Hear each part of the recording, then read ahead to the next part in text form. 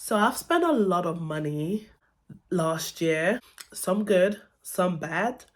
And as a financial coach, I want to be honest with you and share with you 6 things I regret buying in 2025 and the lessons I have learned. So if you want to find out these mistakes and how to avoid them, please stay tuned. The first thing I regret buying is just lunch at work. Um, all through 2025, I was in a 9 to 5. And the funny thing is, I would take lunch into work because I didn't want to spend, and I would end up eating lunch at work. My waistline felt it. That's number one. My waistline felt it because I was eating double the amount because I was really stressed at work. And at work, I wasn't even just eating like a lunch. I was actually just eating a lot of crisps, chocolate, fizzy drinks, and all the stuff that you know that's bad for you. And it actually piles up quick. And I remember when I was reviewing my bank statement 1 month, I found like I'd spent like £250, on eating out. Now, for some people, that's not a lot of money. But mind you, all of the £250 was from just buying crisps, chocolate, lunch at work, even while I was still taking food into work. Sometimes I would waste my food. The one I took into work, won't eat that. I'll just eat what's at work. Mind you, I was only in the office for 2 days a week as well. So how crazy was that? So when I average together, I spent about 1,800 in a year of just eating out, and I barely ate at any fancy restaurant last year. I barely ate at any restaurant that I wanted to eat at last year. This was just binge eating. So, what have I done to rectify this? Well, number one is that I start my day with a protein filled diet. What does that mean?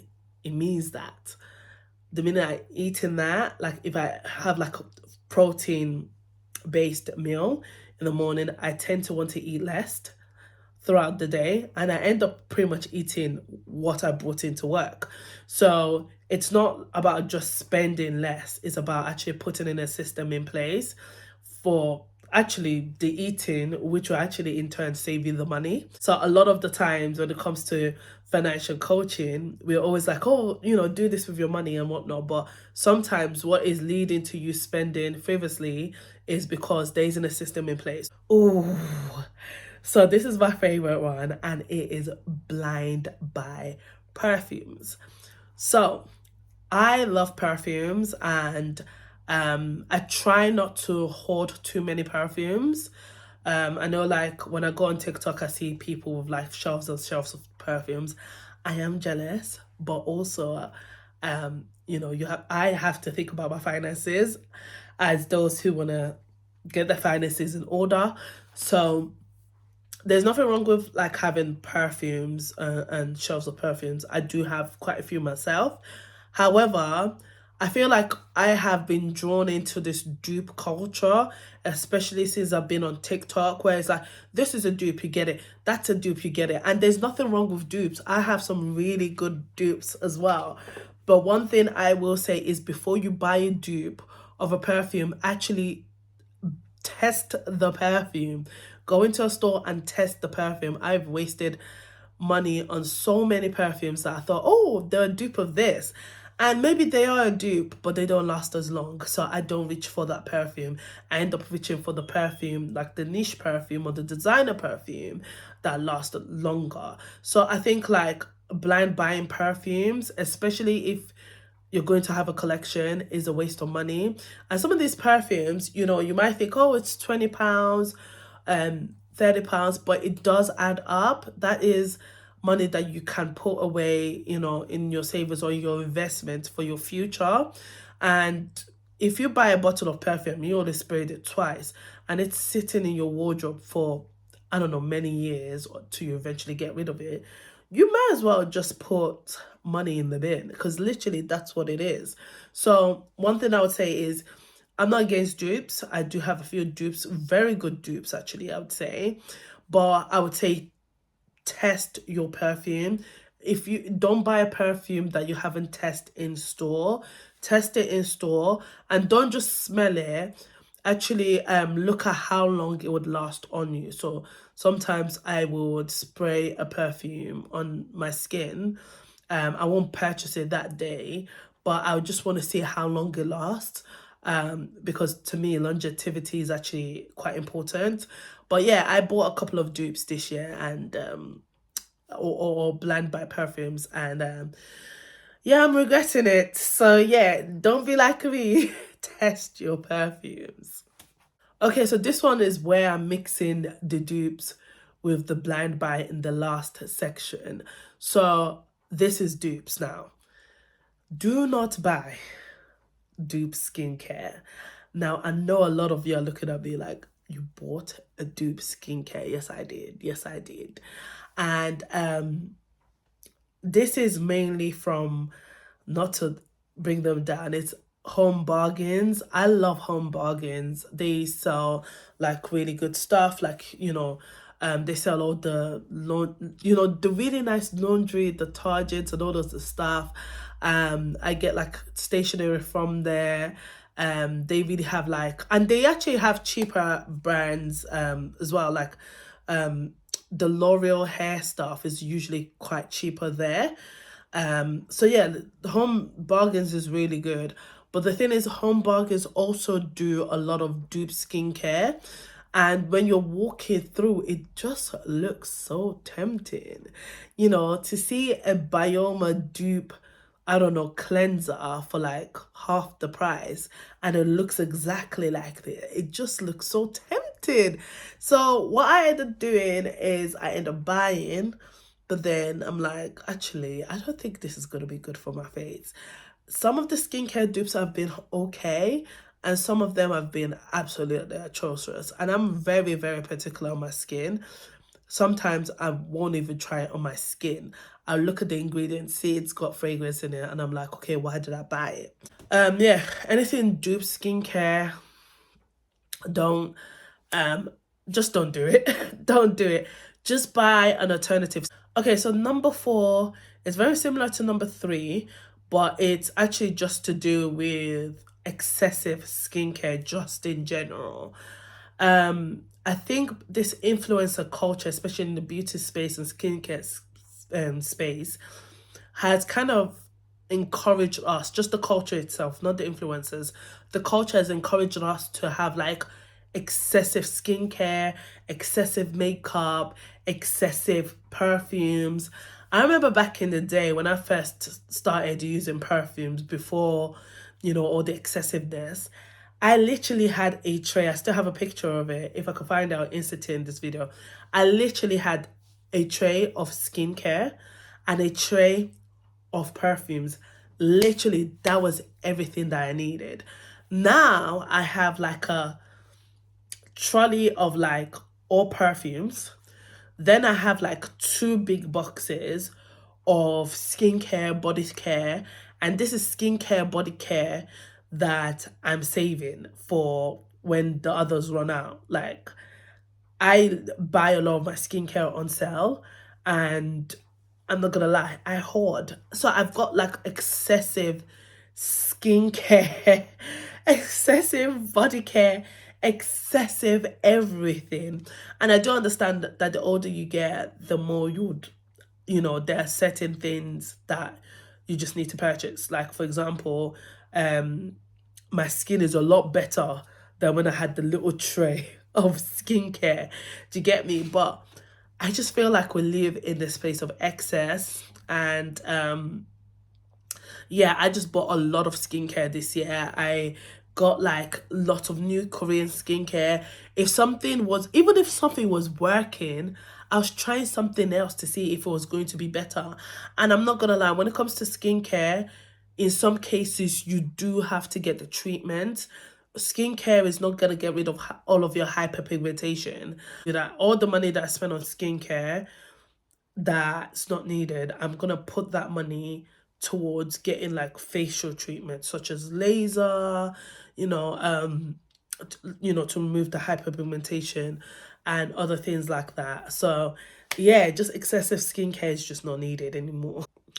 Okay, so another thing I spent money on that I really regret this year, in 2025 rather, is ill-fitted clothes. Okay, ill-fitted clothes. One of the things, if you're a black woman, you're curvy, or black women or plus size, it is hard to shop in the UK. I realized how hard it is to shop in the UK when I went to Nigeria and shopped there. And even there, I still have sizing issues. I'm not gonna lie. However, it isn't to the level here in the UK. Like I just feel like I got to a certain weight and just nothing fits. So when I say nothing fits, I'm not just talking about the waistline, I'm talking about my height as well. So I'm 5'9". I don't even think I'm that tall. I'm 5'9", and literally I'll go into Primark to get some joggers to wear around the house. And it's not even ankle length. It's like 3/4. And I'm like, I don't know. I don't know. So it's just sometimes I'll buy some clothes, I'll be like, you know what? When I lose weight, I'll fit into it. Literally, it's almost fitting anyways. But I think nah, like that was just a waste of money. A lot of the times, by the time you lose weight, you probably don't want to wear that anyways. So don't even buy it. So I finally found a solution to the joggers. So if you're a tall girl and you buy joggers from, let's say, Primark, and it's too short, go to the men's section. The men's section's joggers tend to be taller, because I believe like the average man's height is like 5'9" anyways, or if not, yeah, I think it's 5'9". So go to the men's section. You should be able to get joggers that will hit your ankles. I've just had issues just shopping for jeans. So one of the places that I found that do tall, short, different sizes is Ambella Jeans. So she is sponsoring this channel. I ain't purchased something from her yet, but I will be purchasing my jeans from there because I'm tired of trying to get like the perfect jeans. Like it's been a struggle. So the last one, but not least, is a very controversial one, and I hope my friend doesn't see this. But I have to explain this. It's my trip to Albania. So I went to Albania in 2025. So this was in spring 2025. I actually went for my birthday. And honestly, can I just start by saying I loved every minute of it. I loved it, loved it, loved it. And I am planning to go back again this year. And it will make sense when I explain why it was one of my regrets. So the reason I regret going on that trip or spending the money for that trip is because I was actually ill for the whole trip.